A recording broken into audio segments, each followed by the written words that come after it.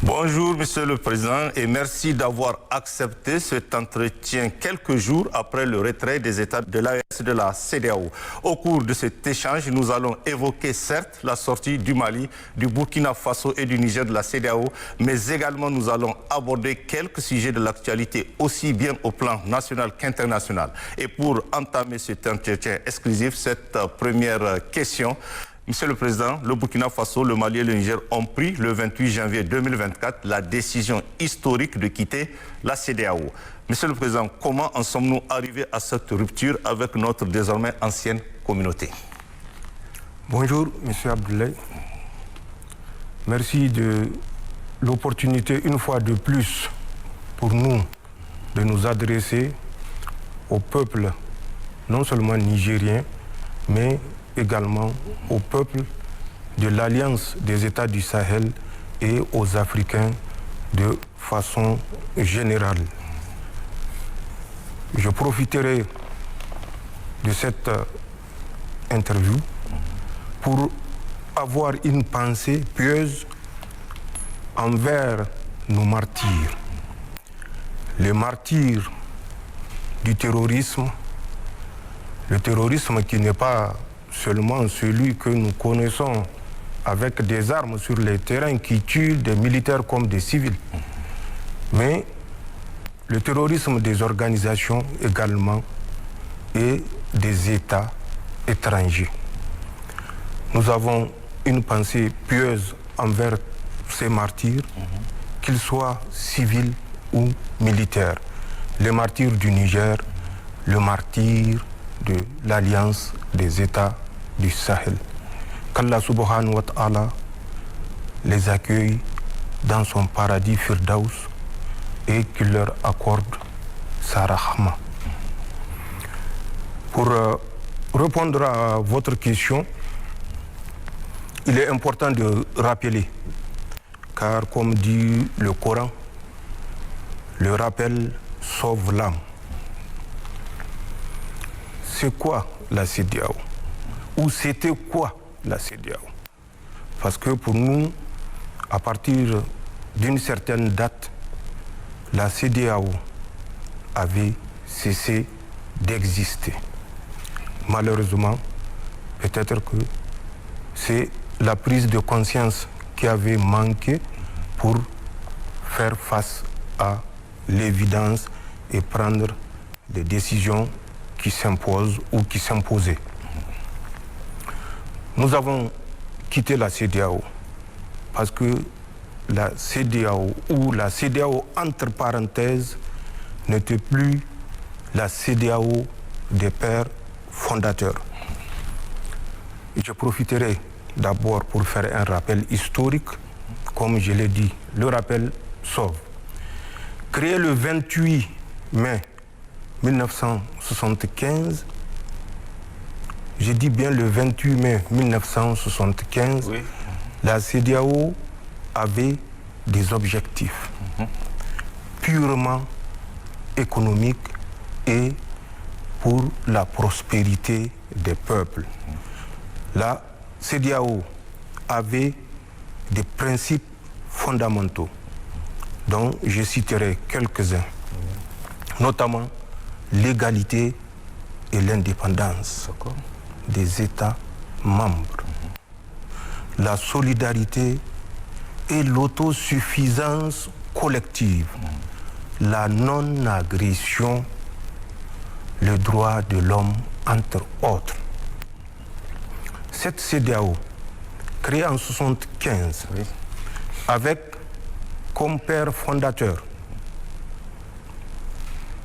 le Niger, le Mali, le Burkina Faso, le Togo, le Bénin, le Nigeria.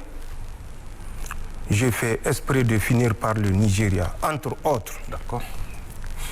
Si vous voulez que je cite les chefs d'État à l'époque, du Niger, c'était Sékou Touré, du Mali, c'était Moussa Traoré, du Burkina Faso, c'était Aboubakar Sangoulé Lamizana, du Togo, c'était Gnassingbé et Adema, et du Bénin, c'était Mathieu Kérékou. Oui. Et du Nigeria, c'est Yakubu Gowon.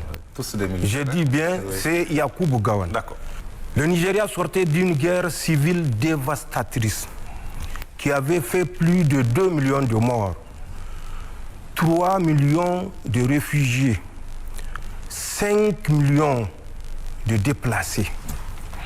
Et c'est dans ce contexte que ses frères, pour aider le Nigeria à se relever, à se réorganiser, à retrouver son unité entre la République biafraise et la République du Nigeria, que ces chefs d'État que j'avais cités ont eu l'idée de créer la CEDEAO avec comme principe ce que je venais de citer et avec comme objectif également fondamental qui est l'économique et la prospérité des peuples. Les gens disent que le Nigeria était la locomotive. Locomotive, oui, tout à fait. Le Nigeria n'était pas la locomotive de la CEDEAO à la création, puisque je viens de vous faire un peu le point de ce qu'était le Nigeria à la sortie de la guerre civile 4 ans après la fin de la guerre civile catastrophique. Et qui était derrière cette guerre civile qui avait failli séparer le Nigeria en 2 républiques, c'était la France. Si les gens ont la mémoire courte, au Niger, nous n'avons pas cette mémoire courte. Je disais, avant de répondre à votre question, il faut faire ce rappel, c'est très important. D'accord. La CEDEAO était pour les peuples à but purement économique.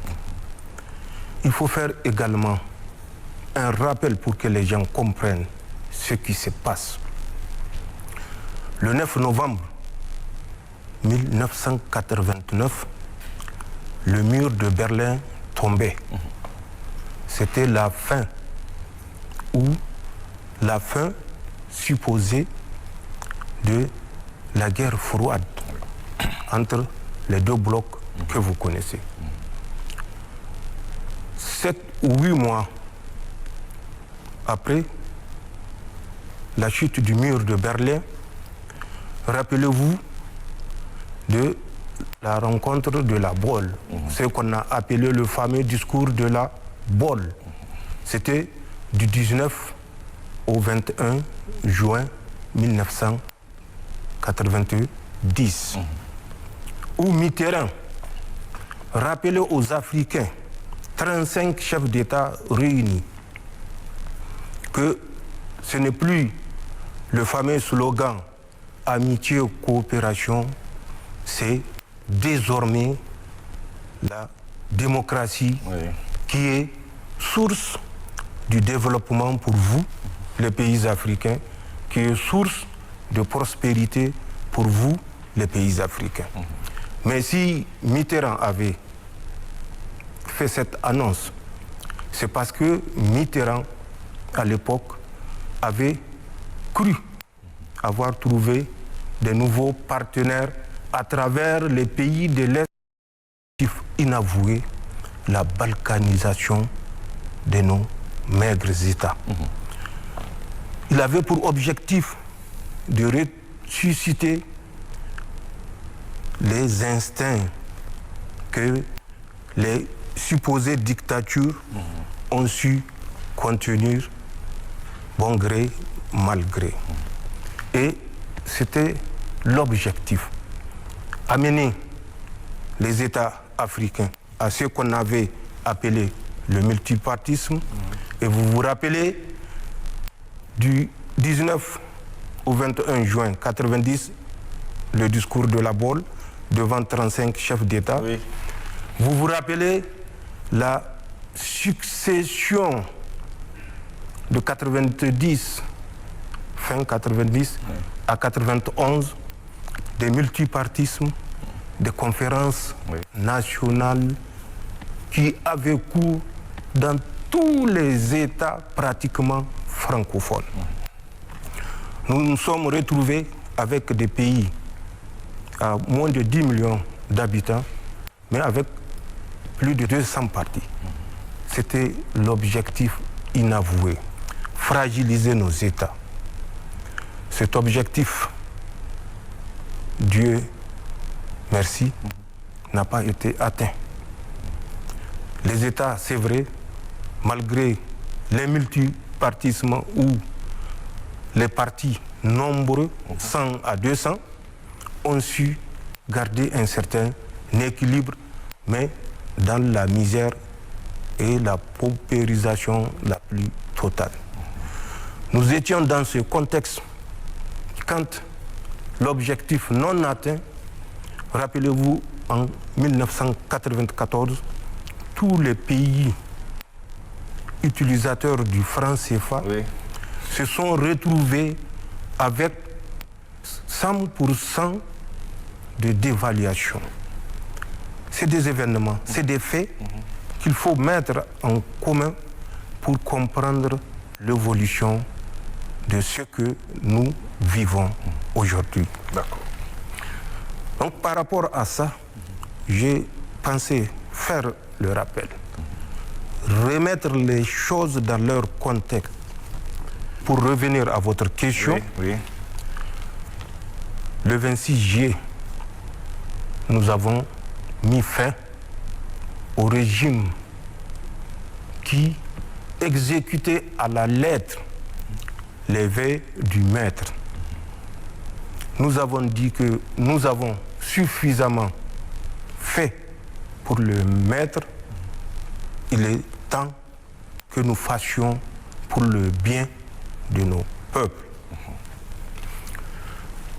La France, toujours à son habitude, avait utilisé des pays africains, précisément certains pays de la CEDEAO, pour initier une agression, une guerre, pour soi-disant rétablir Bazoum au pouvoir. Les conséquences de ces actions sont connues. C'était le 30 juillet, la rencontre d'Abuja, où il a été décidé, 4 jours après le coup d'État, sans consultation aucune et contrairement aux règles de la CEDEAO, il a été question de mettre un embargo total au peuple nigérien. L'embargo, nous le connaissons, nous connaissons les conséquences, non pas que pour le peuple nigérien, mais pour l'ensemble des peuples de la CEDEAO, même si les gens ne veulent pas reconnaître cette évidence. Nous avons passé par toutes les phases pour que l'embargo soit levé, pour renouer le dialogue qui devait être la première étape qui correspond à l'un des principes de la CEDEAO. Vous avez vu les va-et-vient des délégations de la CEDEAO, des chefs traditionnels et de toute autre autorité pour renouer le dialogue.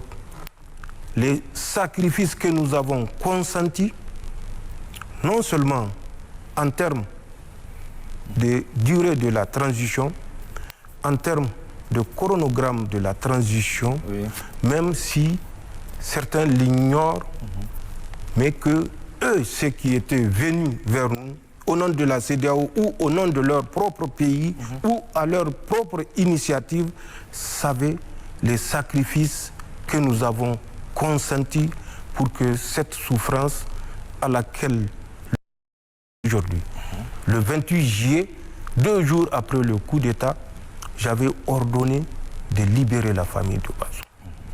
C'est lui-même qui a demandé que sa famille reste avec lui, et je l'ai dit lors de notre dernière rencontre. Nous avons accepté la durée de la transition.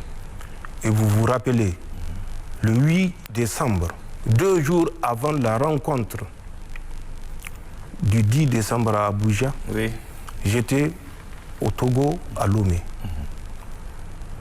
Au cours de l'entretien avec son Excellence Faure, j'avais dit que le Niger est disposé à toute durée qu'il juge être la durée qui permettra de lever l'embargo sur notre pays. Et vous vous rappelez, à l'issue de cette rencontre et avant cette rencontre, le président Macron était sorti 3 semaines avant pour dire que l'embargo contre le Niger ne sera pas levé tant que Bazoum sera otage de la junte. Pour nous, et dès lors, et je l'ai dit lors de notre entretien, puisque à l'issue de la rencontre, c'était la principale condition des États marionnettes de la CEDEAO. Libérer Bazoum ou rien. Vous vous rappelez, le ministre des Affaires étrangères du Nigeria était parti à Londres pour le dire sur les ondes de la BBC que s'ils veulent qu'on lève l'embargo, ils n'ont qu'à libérer. Ils n'ont pas d'autre choix que de libérer Bazoum. Oui. Mais je rappelle que Youssouf Tamatougan ne décide pas de la politique ou de la diplomatie du Niger. Le ministre des Affaires étrangères du Nigeria et non du Niger. Il n'est pas ministre des Affaires étrangères de la CEDEAO. Et il ne peut, avec le sens de la modestie, de la courtoisie, décider de ce qui doit être appliqué au peuple nigérien. Pour répondre exactement à votre question, oui, Monsieur le Président. 3 raisons nous ont amenés à quitter la CEDEAO. D'accord. 3 raisons.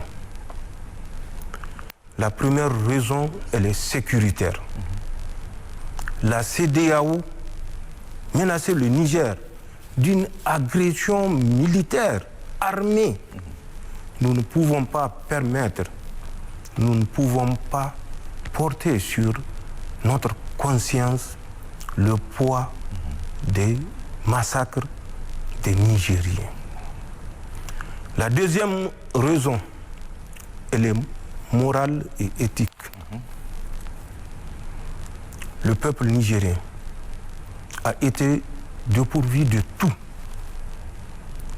Les produits pharmaceutiques, le minimum vital, l'énergie électrique.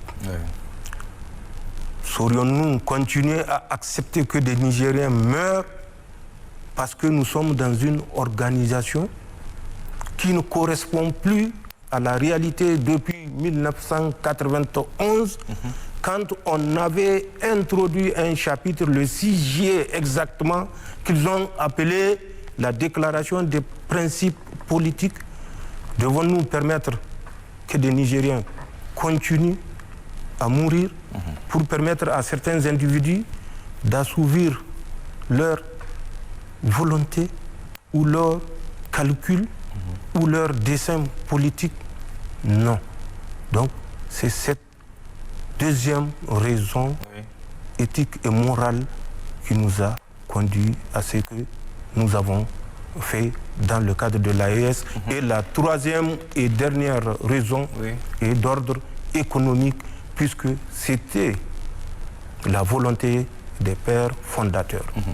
Qu'aurions-nous gagné en restant dans une CEDEAO où nous sommes sous embargo total? embargo économique qui est l'objectif initial de la CEDEAO, embargo monétaire où nos dépôts à la BCEAO sont confisqués en 2023. Pourrions-nous continuer à rester dans cette organisation? Nous avons décidé, il est temps de sortir de cette organisation de laquelle les États auraient dû sortir de 1991 au lendemain du discours de la Baule, parce que c'est à partir de là que la France avait pris le contrôle de notre organisation et qui ne répondait plus à l'esprit initial ayant conduit à la création de la CEDEAO le 28 mai 1975.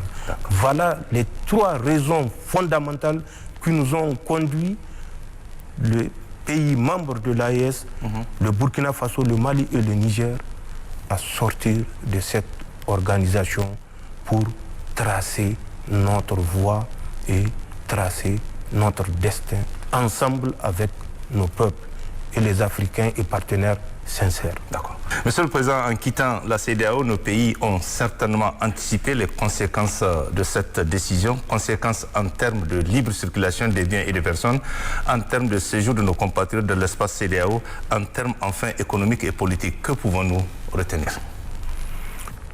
Vous savez, je l'ai dit, la CEDEAO a été créée le 28 mai 1975. Oui.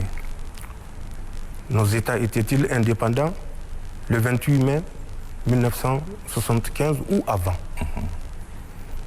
Nos peuples existaient-ils ou avaient-ils commencé à exister avant 1975, oui ou non? Des millénaires. En termes de circulation des personnes,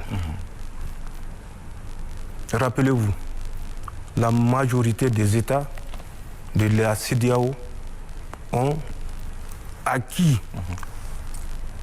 leur indépendance en 1960. Oui. Mais de 1960 déjà à 1975, il y avait au moins 15 ans à prendre juste ce petit laps de temps. 15 ans que ces populations-là cohabitaient. Mais avant les indépendances, puisque les indépendances étaient les conséquences de la colonisation, avant la colonisation, les peuples africains vivaient ensemble. Pour prendre l'exemple du Nigeria, de Bornou jusqu'à Kébi, c'était les mêmes familles. Même ceux qui sont du sud, qui pensent être venus d'ailleurs, étaient au Niger il y a plus de 2000 ans. Il y a des traces. Donc c'est des peuples qui ont toujours évolué sans tenir compte des frontières, puisqu'il n'y avait pas de frontières. Sachez que avant la pénétration coloniale, nous avons cessé même le mode de gestion des États sous forme d'empire ou de royaumes d'abord, ensuite des regroupements pour constituer des grands empires. Nous étions, pour le cas du Niger particulièrement, dans la gestion des États en tant que sultanat. Rappelez-vous qu'on parlait du sultanat de Bornou, du sultanat de Katsina, du sultanat du Gobir et de l'empire Peul de Sokoto, qui était un sultanat également, puisque Ousmane Mfodio est une figure de la religion islamique. C'est ce que les gens ignorent. Donc, nos peuples étaient brassés. Prenez le nord Bénin, c'était l'ancien empire Songhai. Nous ne sommes pas ignorants ou analphabètes de l'histoire. Ces peuples-là ont cohabité. La CEDEAO, c'est combien d'États à l'heure actuelle? 15. L'Afrique, c'est combien d'États? 54. N'y a-t-il pas de Nigériens dans les autres pays de l'Afrique? Comment est-ce qu'ils vivent? Ne se déplacent-ils pas? Ne trouvent-ils pas leur subsistance dans ces autres pays qui ne sont pas des pays de la CEDEAO? Bien sûr que oui. Et même parmi les pays de la CEDEAO, quels sont ces pays les plus illustres, entre parenthèses, pour faire la guerre au Niger? Qui sont-ils? C'est Tinubu du Nigeria, c'est Talon du Bénin, c'est Ouattara de la Côte d'Ivoire et Macky Sall du Sénégal, jusqu'à un certain moment. Et je vous dirai pourquoi jusqu'à un certain moment. Donc, pour ce qui est de la libre circulation des personnes et de biens, n'ayez aucun souci. Les Africains ont circulé, ça fait partie de la nature humaine, la mobilité. Aucune frontière coloniale ne saurait arrêter les êtres humains dans leur instinct migratoire. Les peuples vont continuer parce qu'eux, ils sont au-dessus des chefs d'État égoïstes, individualistes. Les peuples sont des peuples matures qui comprennent le sens de l'histoire parce qu'ils ont l'histoire en eux. Ils savent les relations qui avaient existé et qui existent entre eux et leurs frères de l'Alliance des États du Sahel. Sur le plan économique, et politique, quel était le taux d'échange entre les États de la CEDEAO? Vous me direz qu'il est marginal, inférieur à 4%. Pour les plus optimistes, on dit 5 à 6%. Dites-moi un seul pays de la CEDEAO qui n'importe pas le minimum qui est l'alimentation. Un seul État. Il suffit que l'Inde décide de ne plus permettre l'exportation du riz.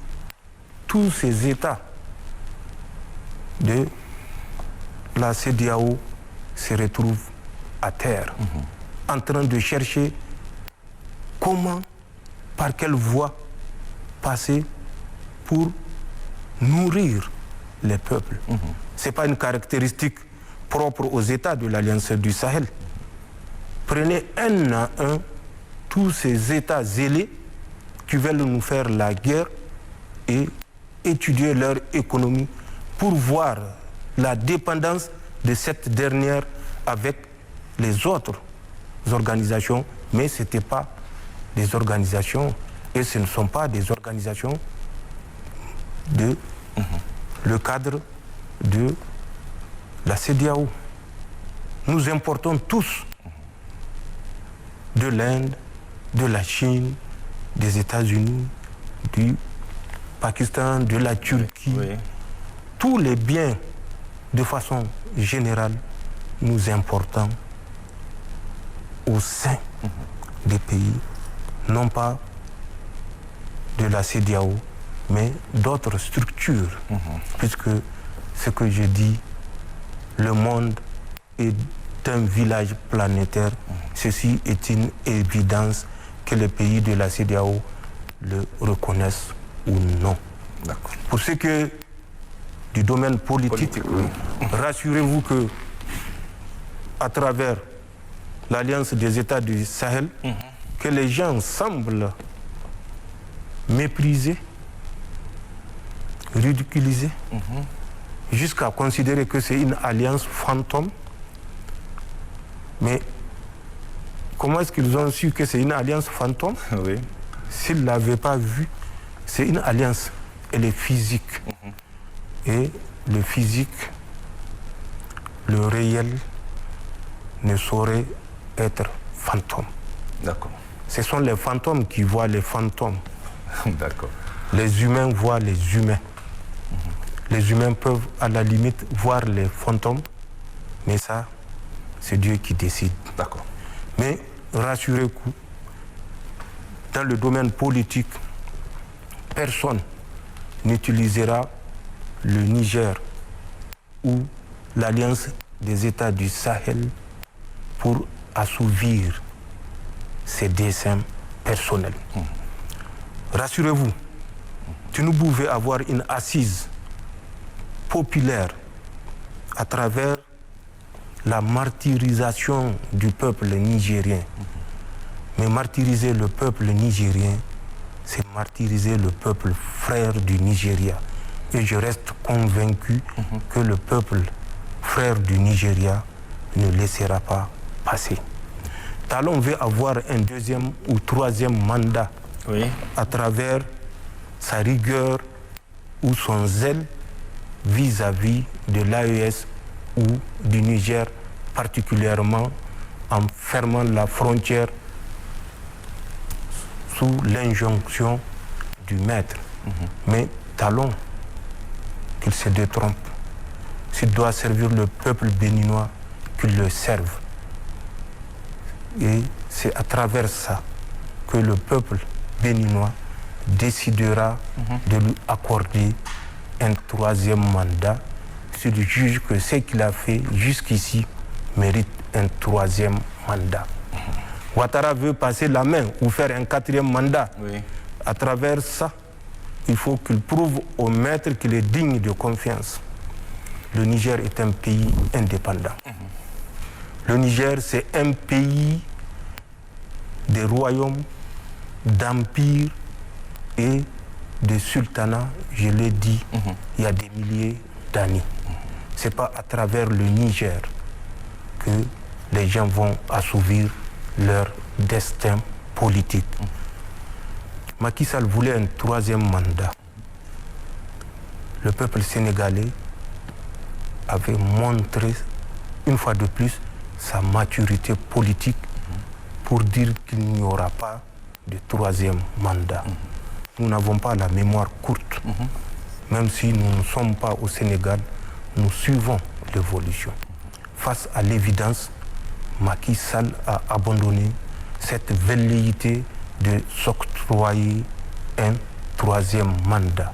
Et à contre-cœur, permis que les listes soient ouvertes, permis que des candidats soient retenus et fixer les élections pour quand? Vous vous rappelez la date? Tout à fait. 25. Voilà.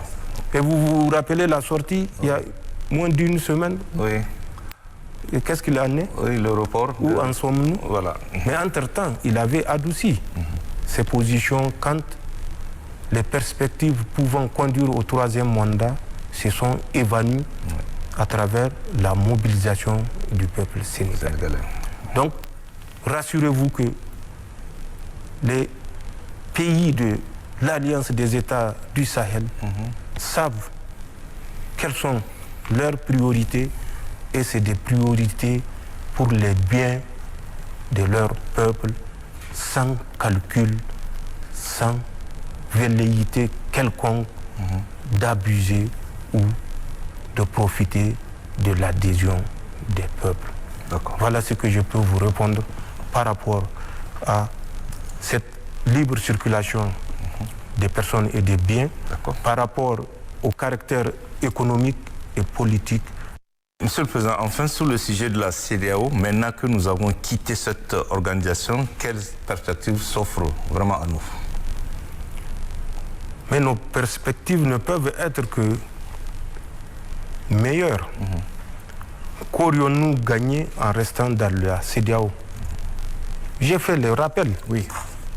Les causes profondes inavouées qui ont conduit nos États dans la situation où nous nous sommes retrouvés, avec un terrorisme activé d'abord importés, activés et manipulants et manipulés. Nous connaissons qui sont derrière ces mouvements terroristes, que ce soit les terroristes qui sont sur le terrain avec des armes et que ce soit les États terroristes qui veulent, comme je viens de le dire, atteindre des objectifs multiples à travers ce qu'ils ont fait au pays de l'Alliance des États du Sahel. Nous sommes une alliance qui a une vision claire. Nous avons quitté la CEDEAO, ce n'est pas sous un coup de tête.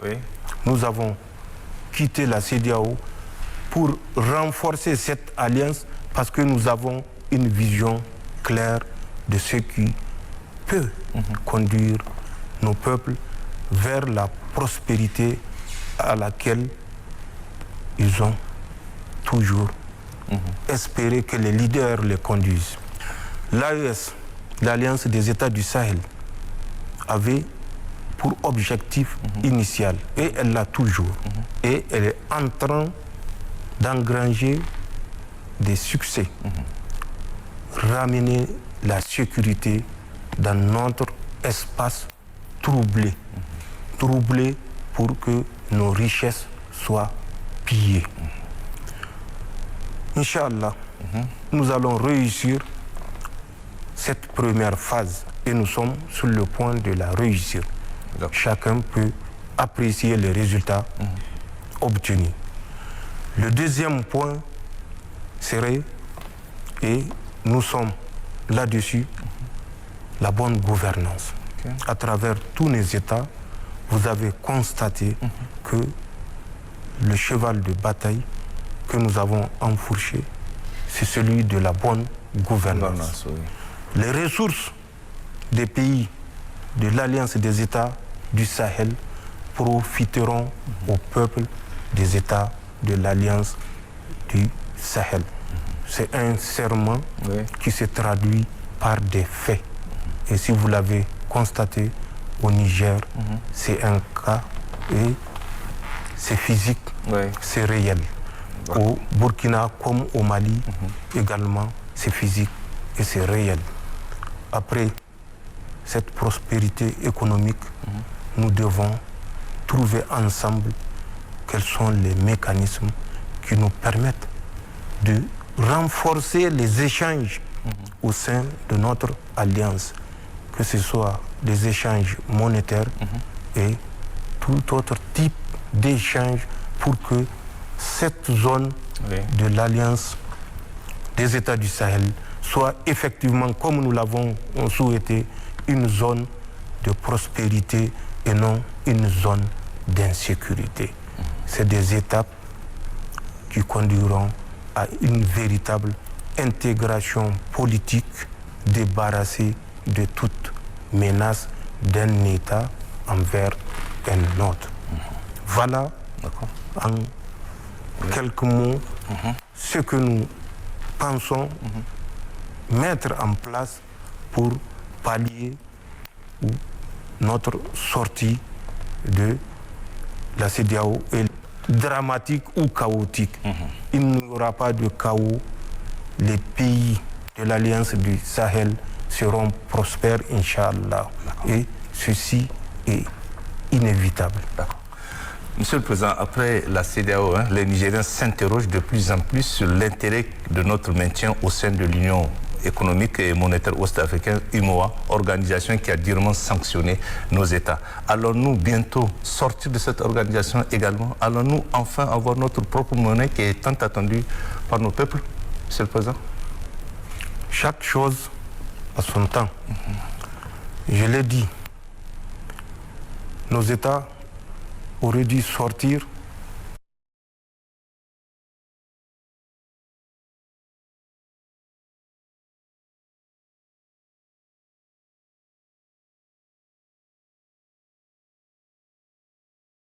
en 89. C'est ça. En ce temps, le dernier sultanat du Niger était en déclin. nous avons passé par d'autres étapes et nous étions dans la phase des sultanats au moment où les Français faisaient leur révolution. L'empire du Songhai, connu à travers la dynastie des Dia, la dynastie des Soni, la dynastie des Askia, avait cessé d'exister en tant qu'empire prospère en 1591. Le sultanat du Bornou avait cessé d'exister en tant que sultanat influent qui couvrait la presque totalité du territoire aujourd'hui qu'on appelle le Niger, vers 1774. Ce n'est pas encore la Révolution française. Oui, tout à fait.